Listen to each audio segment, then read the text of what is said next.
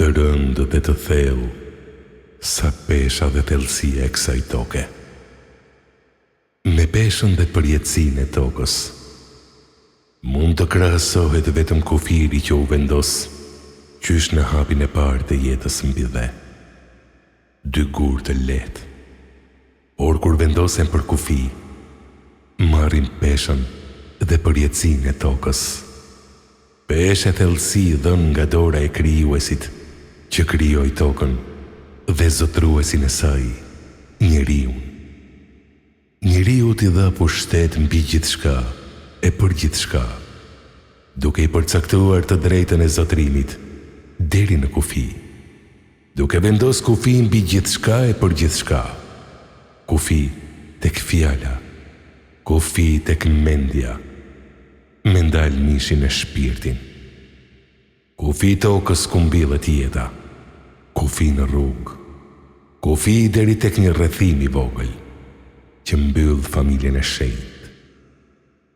Një gur a dy gur që Perëndia i pagëzoi me fjalën e tij kufi, dhe me këtë kufi ndau vllaznit e krijoi vllazëri, ndau vllazërit e krijoi fise, ndau fise e krijoi popujt, e me popujt krijoi kombet dhe territoret e tyre, gjuhët e tyre të veçanta, duke i ndarë me gjithçka që krijesa e tij të gëzoi lumturinë e vërtet dhe zotrimin e pushtetit të përcaktuar mbi dhe.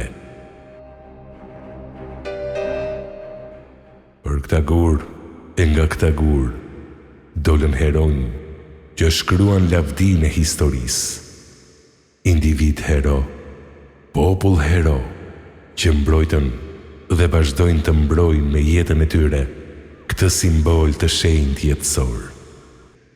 Gjak derdhi e madhe e shpirtra të panumërt u flijuan nën këta gur e vazhdojnë të flijohen për mbrojtjen e këtij simboli të shenjtë, familjar e kombëtar.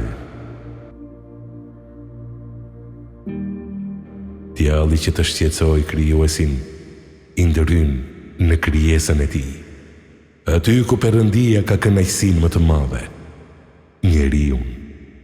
Çdo padrejtësi dhe shkelje e saj fillon tek e drejta e përcaktuar me kufi, dhe këtu nxit djalli të ngatërrojë njeriu, të shtyjë dhe të lëviz këta dy gur. Legjenda ngriti të vdekurin nga varri, pasi nuk e linte varri brenda për fajin që kishte kryer, shtyrjen e kufirit, lëvizjen e tij.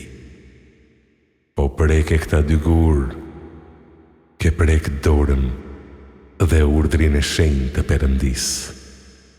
Po preke këtë kufi të shenjtë, ke prek lashtësinë dhe varret e shekujve.